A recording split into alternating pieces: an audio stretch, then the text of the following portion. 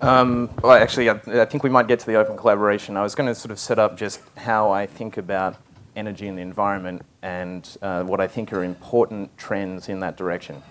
And I'll start, there was a friend of mine, Jonathan Coomey, wrote a book in 1992 called Energy Policy in the Greenhouse. And they were the first people who actually looked at the climate and energy problem in the way an engineer would, which is, we often hear we need to do 80% reductions by 2050 to do da-da-da-da. That's not really true. There's a calculable amount of carbon that you can put into the atmosphere before you have to stop. So if we want to stop at 450 parts per million and have a chance of staying under 2 degrees of warming, he sort of calculated how much carbon that is. About 2 months ago in the journal Nature, 2 articles came out to announce this is the way to look at carbon. And they can actually say that we have between 500 billion and 1 trillion tons of carbon left to go before we have to stop cold turkey, basically. So this is a really interesting way to look at the energy environment problem because it makes everything calculable. So for every 1 billion, or for every terawatt year, so humanity uses 16 terawatts of power. For a terawatt year is using that much power for a whole year. For every terawatt year of power you make with a carbon-based source, you put about 1 billion tons of carbon into the atmosphere. So you can figure out from that we basically have 20 years at the 20 terawatts of humanity before you have to stop cold turkey. So this is to sort of put an exclamation point on how difficult it is.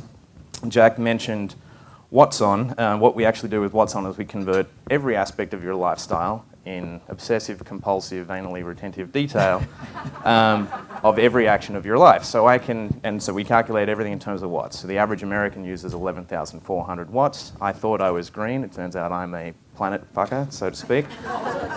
My lifestyle is about 18. This is cable. This is cable. I wanted to make sure you couldn't use my words in your website. So my personal lifestyle is actually about 18,000 watts, which was a shock to me, and I'm sure everyone here is that bad or worse because we fly too much. But the interesting thing about that is I can actually tell you, for example, to have the glass of soda on if it was a can of soda on your desk, that represents, if you have 1 can of soda today, about 100 watts in your lifestyle. So something like 1% of the average American's power consumption is in that discrete activity. And I mention this because it ties in nicely to what Don Tapscott was talking about yesterday in terms of the new generation and what they expect. We now have the ability to calculate the energy consumption or the carbon contribution of absolutely everything down to the last sheet of toilet paper. And in some respects, I think this means we're going to start living in the age of consequence, right? And I think someone once said, there is no away anymore. We should have realized this the minute we realized the Earth wasn't flat, that it was a sphere, right? That it's a closed system. We're living in a terrarium. There is no place to throw your carbon away or your trash away.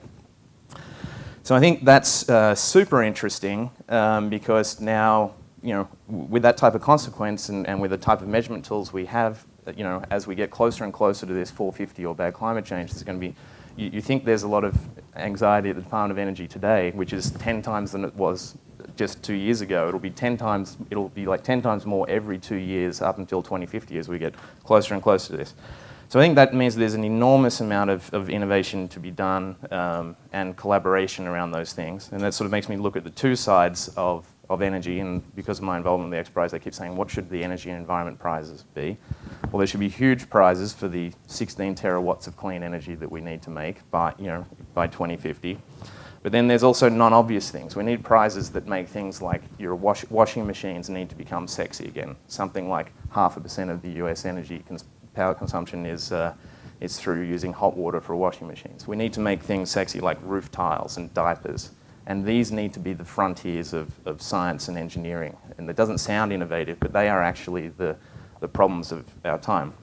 So maybe I'll close with one thought, which is the sort of way I look at the 20th century. Science was about we understood the size and the nature of the universe and the very large, and we understood the structure of the atom, and we did that using reductionist single experiment science. We would reduce everything to the simplest possible thing so we could understand deeply the large and the small. But across all of the energy and environment problems that we face, these are systems engineering challenges. And we don't even have a science of systems engineering, let alone design tools. So how do you design the diaper system that mixes in with the sewage system that couples to the energy grid to reduce things? So we need, maybe by actually creating this new science, you could call it the terrarium science. How do you design a terrarium that will be self-sustaining forever? I mean, there's a whole frontier of things that need to be radically innovated there, and maybe that's how we make things like diapers and washing machines and roof tiles sexy again.